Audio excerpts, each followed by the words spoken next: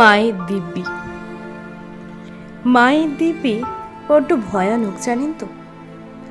কারণ আমরা আমাদের মাকেই সব থেকে বেশি ভালোবাসি, তাই মায়ের কথার বাইরে যাওয়াটা খুব মুশকিল হয়ে যায়।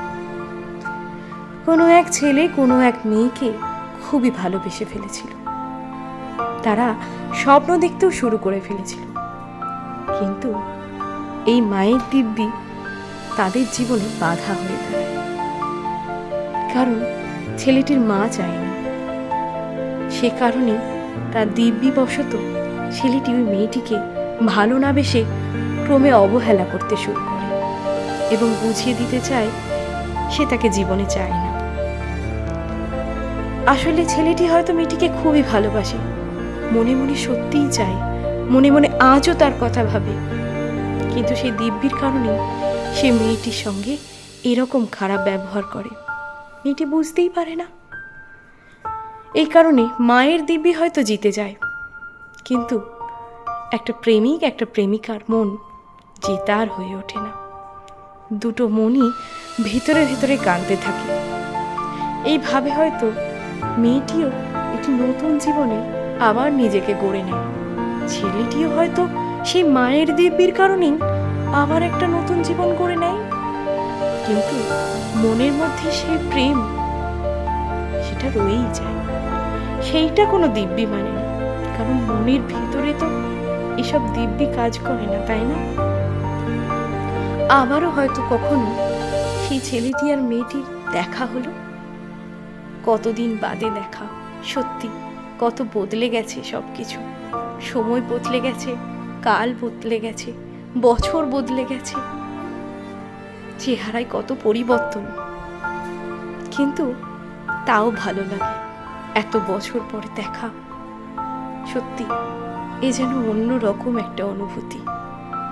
না না, শারীরিক কিছু তখন থাকে না, একে অপরকে দেখি খুশি হওয়ার একটা অদম্য ইচ্ছা থাকে।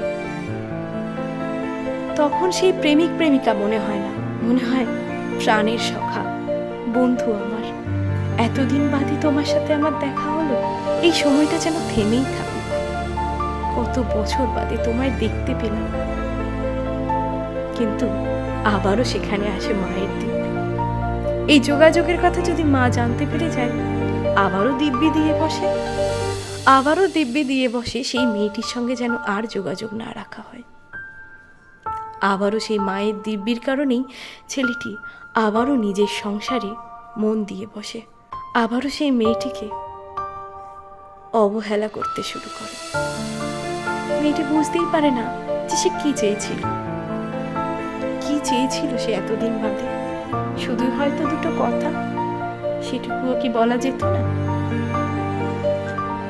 এভাবেই মায়ের দিব্যি অনেক সময় ভালোবাসাকে ভেঙে দেয়, প্রেমিক প্রেমিকার জীবনে অন্তরায় হয়ে দাঁড়ায়, দুটি জীবনকে, দুটি মনকে বিচ্ছেদ করে দেয়।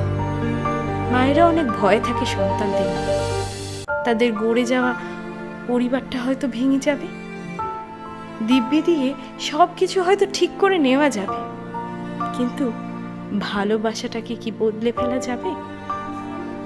যদি সত্যিকারের ভালোবাসা হয়, তবে আমার মনে হয় কোনো মায়ের দিব্যির ক্ষমতা নেই মনের ভেতরের এই ভালোবাসাটাকে মেরে ফেলতে। কারণ ভালোবাসা হলো ঈশ্বরের দান। কোন মন যে কার সাথে মিশে যাবে সেটি স্বয়ং ঈশ্বরই ঠিক করে। তাই যে ভালোবাসাটি সুপ্ত মনের ভেতরেই বেঁচে আছে, লোকচক্ষুর আড়ালে, সমাজের আড়ালে, ভোলা যাবে না ভালোবাসা, যতই দিক মায়ের